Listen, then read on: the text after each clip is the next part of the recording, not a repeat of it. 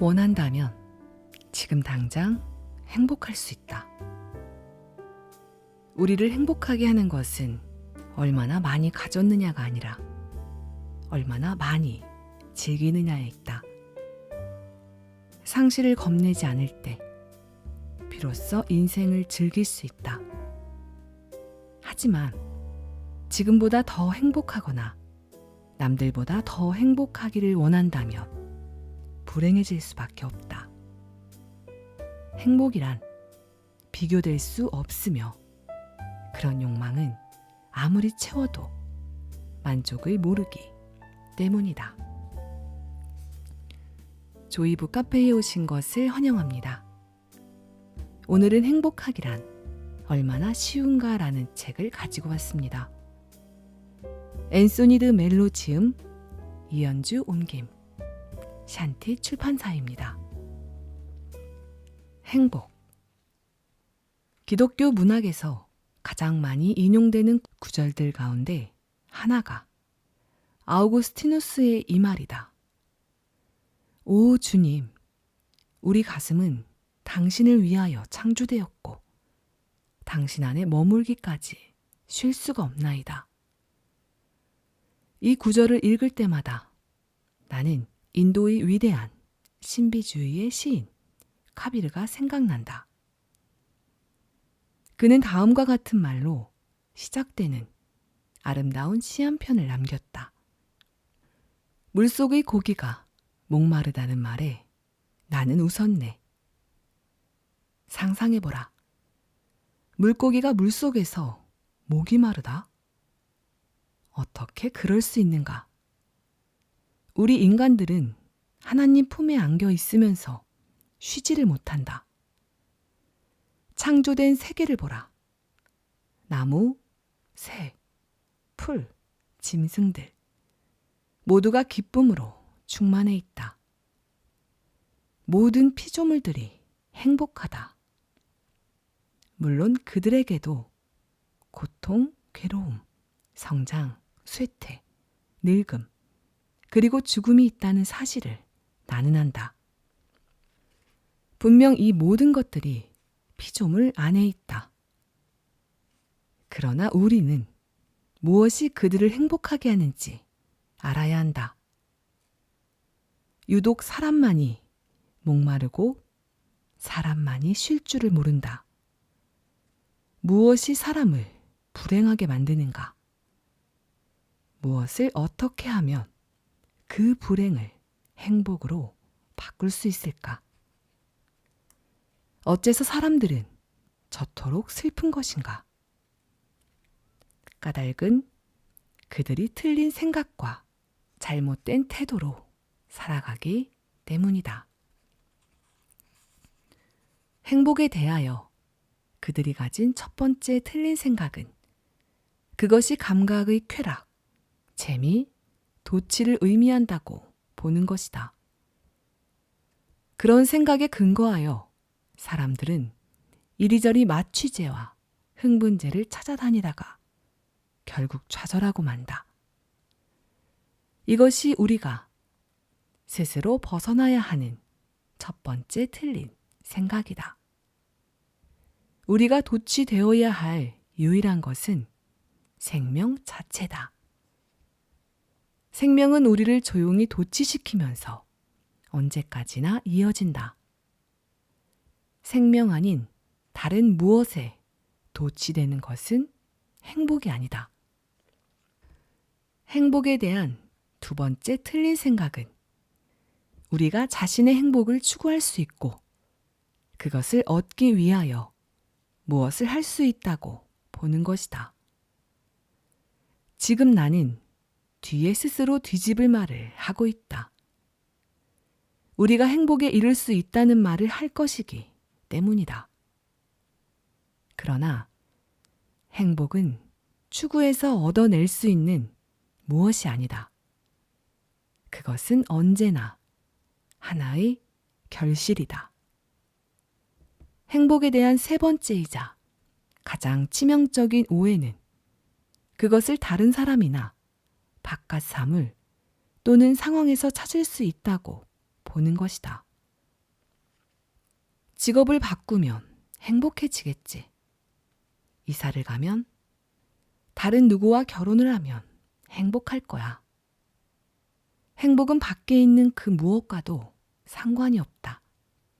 돈, 힘, 명예 따위가 행복을 가져다 주겠다고 약속하지만, 그러나 그것들은 결코 그 약속을 지키지 않는다. 아니, 지키지 못한다.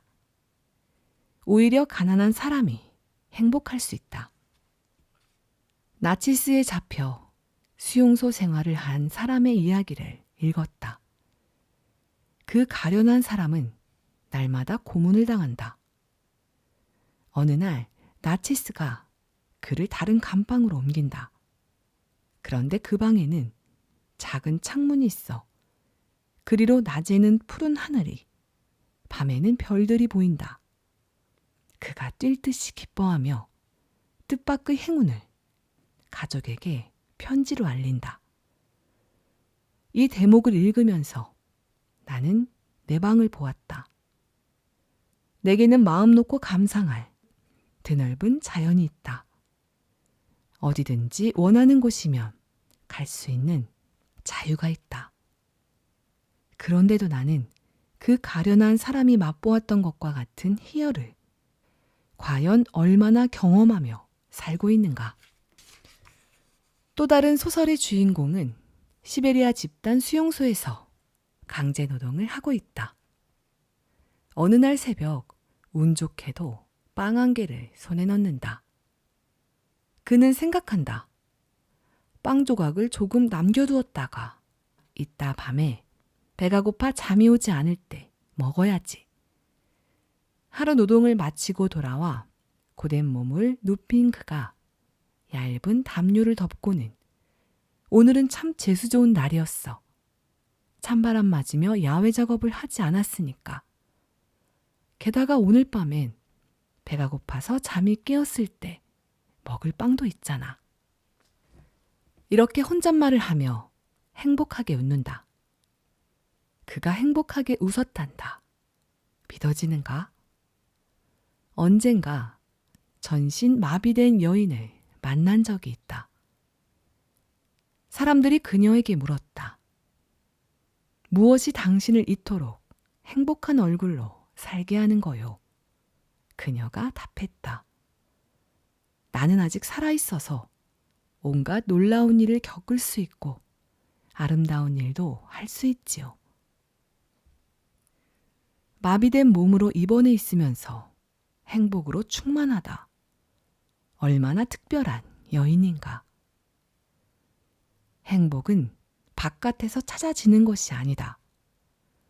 밖에서 찾을 수 있다는 그릇된 생각을 버려라. 아니면 결코 행복해질 수 없을 것이다. 행복과 기쁨을 찾기 위해서 당신 스스로 깨트려 부술 것들이 또 있다. 당신의 태도 몇 가지를 바꿔야 한다. 어떤 태도? 첫 번째는 자기 중심적인 어린아이의 태도이다. 당신은 나하고 놀아주지 않으면 집으로 갈 테야 라고 말하는 아이를 본 적이 있을 것이다. 당신은 어떤가? 평상시에 자기도 모르게 이런 말을 하고 있지 않은가? 저 사람이 나한테 그러지만 않았어도 행복했을 텐데. 이 일만 마무리되면 나는 행복할 거야. 많은 사람들이 행복하지 못한 이유는 자기 행복에 이런저런 조건을 달기 때문이다. 아직도 당신 속에 이런 태도가 남아있는가? 있거든 버려라.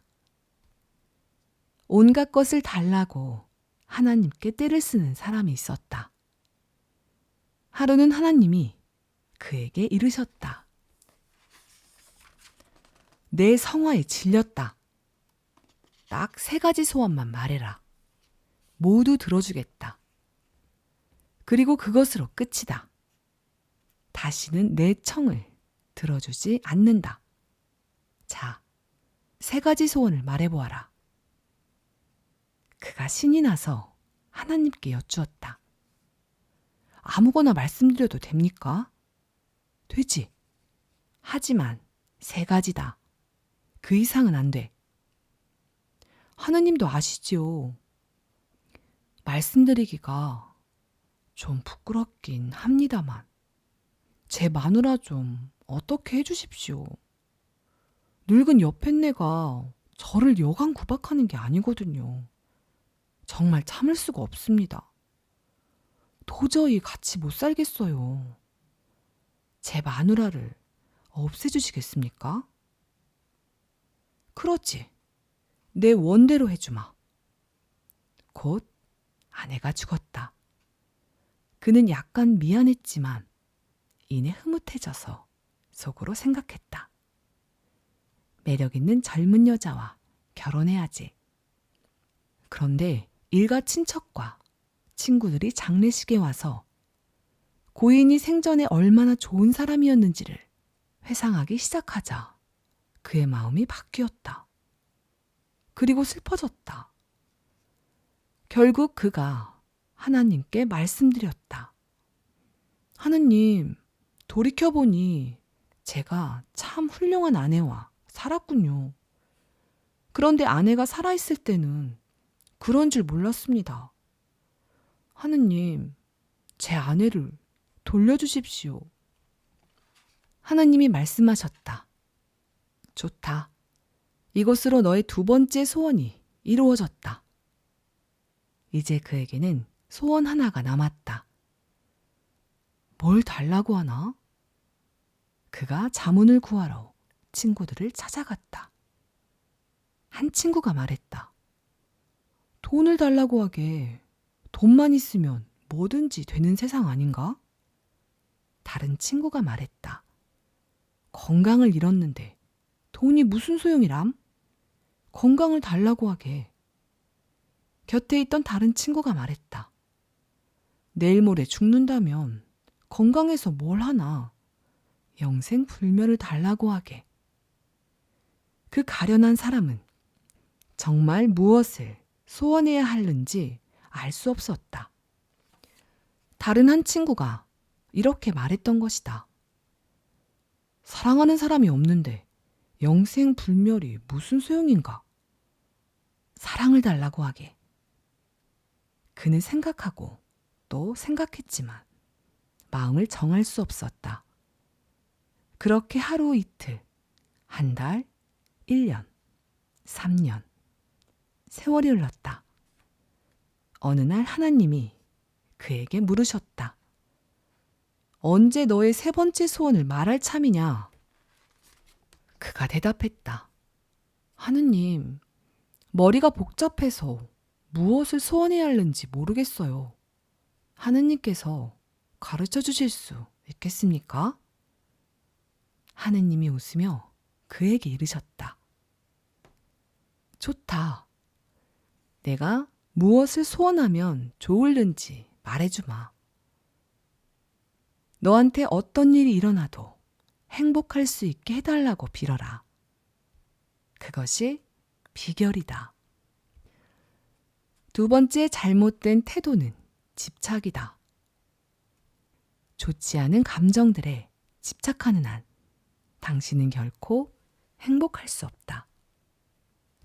좋지 않은 감정들을 아예 품지 말라는 게 아니다. 누가 그런다면 그는 사람이 아니다. 절망이나 걱정이 없고 슬픔도 상실감도 느끼지 않는다면 그 사람은 사람이 아니다. 당신은 얼마든지 안 좋은 감정을 지닐 수 있다. 그러나 고약한 점은 그것들에 집착하는 것이다. 이렇게 해보라. 약간 어렵긴 하겠지만 효과는 만점이다. 당신이 입은 상처, 당신의 적, 당신의 단점, 당신의 수치심 등에 대하여 이렇게 스스로 묻는 것이다. 이것들을 내려놓으면 나에게 무슨 일이 일어날 것인가? 동양에는 공안 참구라는 심오한 수련법이 있다. 합리적인 답을 찾을 수 없는 문제를 스승이 제자에게 준다. 그것이 공안이다. 예를 들어 한쪽 손바닥으로 내는 소리가 무엇이냐? 부모가 태어나기 전에 내 얼굴을 보아라. 같은 것이다. 지금 당신에게 공안 하나를 주겠다. 스스로에게 물어보라. 안 좋은 감정들, 질투, 앙심, 상처, 적개심 등을 내려놓으면 나에게 무슨 일이 일어날 것인가? 이 물음을 계속 붙잡고 있으면 두려움이나 분노가 겉으로 표출될는지는 모른다. 그래도 계속 물어라. 당신은 굉장한 것을 발견할 것이다. 기쁨과 행복을 찾을 수 있도록 당신을 도와줄 몇 가지 간단한 수련법을 소개한다. 첫 번째 수련법은 따로 자세하게 설명하는 대신 다음 이야기에서 당신이 찾아보라. 료칸이라는 이름의 위대한 선사가 산기슭에서 가난하게 살았다. 하루는 도둑이 그의 집을 부수고 들어왔는데 아무리 둘러보아도 훔쳐갈 만한 것이 눈에 들어오지 않았다. 마침 외출했다가 돌아온 료칸이 도둑을 보고 말했다. 그대가 먼 길을 걸어서 여기까지 왔는데 빈손으로 가게 할 수는 없는 일이지. 그러면서 자기에게 있는 옷과 담요를 모두 내주었다. 깜짝 놀란 도둑이 엉겁결에 옷과 담요를 들고 자취를 감추었다. 그가 떠난 뒤 집주인은 문간에 서 있다가 하늘에 떠 있는 둥근 달을 보고 혼자 중얼거렸다. 딱한 친구, 저 밝은 달까지 줘서 보낼 수 있었더라면 좋았을 것을. 이 이야기에 무슨 수련법이 암시되어 있다고 보는가? 찾아보라. 장기적인 효과를 원하는 사람에게 공안은 아주 좋은 수련법이다. 혹은 단기적인 효과를 원하는가? 즉석에서 맛보는 기쁨을 경험하고 싶은가? 지금 곧 행복해지기를 원하는가? 그렇다면 다음 두 가지 방법을 권한다. 자신에게 이렇게 말한다. 나는 얼마나 행운아인가? 이 얼마나 고마운 일인가? 고마워하면서 행복하지 않기란 불가능한 일이다. 어떤 사람이 랍비에게 달려가서 말했다. 선생님, 도와주십시오. 제 집안 형편이 마누라와 자식들의 조카들까지 겨우 방 하나에서 살고 있답니다. 지옥이 따로 없어요. 랍비가 웃으며 말했다. 좋아, 도와주지. 그런데 한 가지 내가 시키는 대로 하겠다고 약속해야 하네. 약속합니다. 하고 말고요. 말씀만 하십시오. 자네 집에 가축이 몇 마리 있는가? 암소와 염소가 1마리씩, 그리고 병아리 6마리가 있습니다. 그것들을 모두 방에 들여서 함께 살다가 한 주간 뒤에 오시게. 그는 귀가 의심스러웠지만 약속은 약속인지라 집으로 돌아와 가축들을 방에 들여놓았다. 그렇게 한 주간을 어렵게 보내고 잔뜩 낙심이 되어 랍비에게 와서 말했다. 미치겠어요. 숨이 막힐 지경입니다. 도대체 저에게 무슨... 랍비가 말했다. 가서 짐승들을 모두 내보낸 다음 한 주 뒤에 다시 오시게. 한 주 뒤에 랍비를 만나러 온 그의 얼굴이 환하게 빛나고 있었다. 선생님, 낙원이 따로 없어요. 제 집이 바로 낙원입니다. 아시겠는가? 나는 구두 한 켤레 없는 가난한 신세를 한탄하며 늘 불만이었다. 다리 없는 그 사람을 만날 때까지. 헬렌 켈러를 생각해보자. 들을 수도 말할 수도 볼 수도 없었지만 그녀는 활기 넘치는 인생의 주인공이었다. 감사할 줄 안다면 당신도 행복의 비결을 발견할 것이다. 당장 해보시라. 방금 전에 말한 전신 마비된 여인의 처지가 되어보라. 느낌을 실감하기 위하여 몸을 바닥에 눕혀보는 것도 좋은 방법이다. 당신은 지금 온몸이 마비되어 있다. 그리고 당신은 말한다. 나는 아직 살아있어서 온갖 놀라운 일을 겪을 수 있고 아름다운 일도 할 수 있지요. 이제 당신은 사랑과 함께 미각, 후각, 청각, 시각, 촉각을 모두 동원하여 새들의 노랫소리, 나뭇잎에 스치는 바람소리, 친구들의 목소리를 듣고 그들의 얼굴을 본다. 그 모든 것을 보고 듣고 만질 수 있다는 게 얼마나 고마운 일인지 당신은 알게 될 것이다. 두 번째 연습은 이렇게 한다. 매우 간단하다. 어제를 생각해보라. 어제 있었던 일을 기억나는 대로 하나하나 떠올리며 차례로 말해준다. 고맙다. 그런 일이 있어서 얼마나 다행인지. 물론 불쾌한 일들도 생각날 것이다. 그러면 숨을 멈추고 이렇게 생각한다. 내게 무슨 좋은 선물을 주려고 그 일이 있었던 거야. 그렇게 생각하고 그러니까 감사한 다음 연습을 계속한다. 앞의 두 연습은 감사에 관계된 것들이다.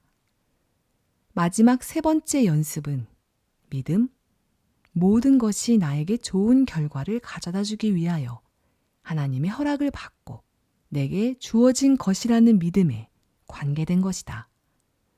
나는 이 연습을 강복이라고 부른다.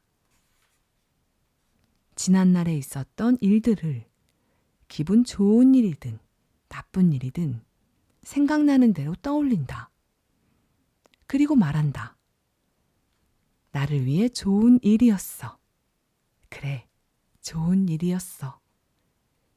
지금 일어나고 있는 일들을 생각하며 말한다. 좋은 일이야. 그래, 좋은 일이야. 미래를 생각하며 말한다. 잘 될 거야. 아무렴 잘 될 거야. 그러면서 당신에게 무슨 일이 일어나는지 살펴보라. 모든 것이 하나님 손안에 있다는 믿음, 모든 것이 우리의 행복에 이바지하고 있다는 믿음, 그 믿음이 당신의 행복으로 바뀔 것이다. 마을로 지나가는 수도승을 만나러 달려간 사람 이야기가 있다. 그가 수도승에게 말한다. 그 보물을 내게 주시오. 수도승이 묻는다. 무슨 보물을 말하는 거요? 그가 수도승에게 말한다. 간밤 꿈에 하느님이 내게 말씀하셨소. 내일 수도승 하나가 이 마을을 지나갈 것이다. 그에게 값진 보물을 달라고 하여라. 그가 그것을 너에게 주면 너는 이 나라 제일 가는 부자가 될 것이다. 자, 그러니 어서 그 보물을 내게 주시오. 수도승이 보따리를 뒤져 큼지막한 다이아몬드를 꺼낸다. 사람 주먹만큼이나 되는 세상에서 가장 큰 다이아몬드다. 이 돌을 말하는 거요? 자, 가지시오. 그가 다이아몬드를 받아들고 급히 집으로 달려간다. 그러나 그날 밤이 새도록 그는 편안하게 잠을 이루지 못한다. 이튿날 아침 그가 되돌아가 나무 그늘에서 늦잠을 자고 있는 수도승을 깨워 말한다. 여기 당신 돌을 도로 가져왔소. 받으시오. 대신에 이런 보물을 아무렇지도 않게 내어줄 수 있는 당신의 그 부를 내게 주시오. 바로 이것이 행복을 원하는 사람이라면 마땅히 찾아야 할 보물이다.